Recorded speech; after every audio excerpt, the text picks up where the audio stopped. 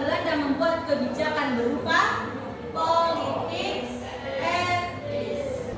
Dan 3 yang menjadi sasaran utama atau bidang utama politik etis Belanda yaitu pendidikan, edukasi, kemudian pertanian, dan kependudukan. Sampai akhirnya karena adanya politik etis, kemudian muncullah kebangkitan nasional Indonesia mulai bangkit. Kapan bangkitnya? Kapan mulai bangkitnya Indonesia?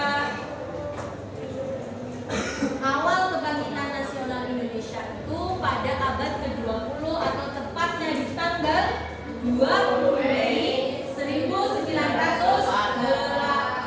ya. Jadi kalau ditanya hari kebangkitan nasional kapan?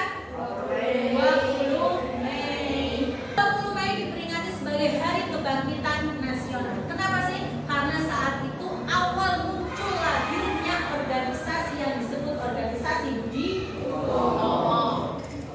Setelah adanya Budi Utomo, awal mulanya kita di tahun 1908, maka berikutnya muncullah organisasi-organisasi yang lain. Ada organisasi Sarekat Dagang Islam, ada Indonesia Party, ada Jamiatul Khairat, ada PNI, Perhimpunan Indonesia, ada NU Muhammadiyah dan lain sebagainya. Ya. Mulai muncullah berbagai organisasi tersebut. Sehingga tadi setelah ada organisasi-organisasi yang bersifat nasional, kemudian di masing-masing daerah, tiap-tiap daerah itu mempunyai organisasi kepemudaan yang diisi oleh para pemuda saat itu.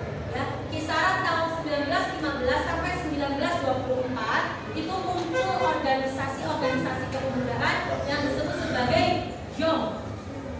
JOM. Ada berapa JOM? 7. Java, JOM Sumatera Nambol, JOM Batak, JOM Islam Timur, JOM Celebes, JOM Ambon, dan JOM Minang. Ketujuh JOM ini kemudian mengadakan kongres yang disebut sebagai Kongres Pemuda pertama yang dilaksanakannya kapannya Juni Aulia Putri.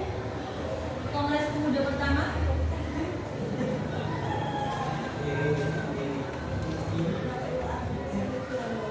30 April sampai 2 Mei 1926. Ya, Kongres Pemuda 1 dilaksanakan di tanggal 30 April sampai 2 Mei 1926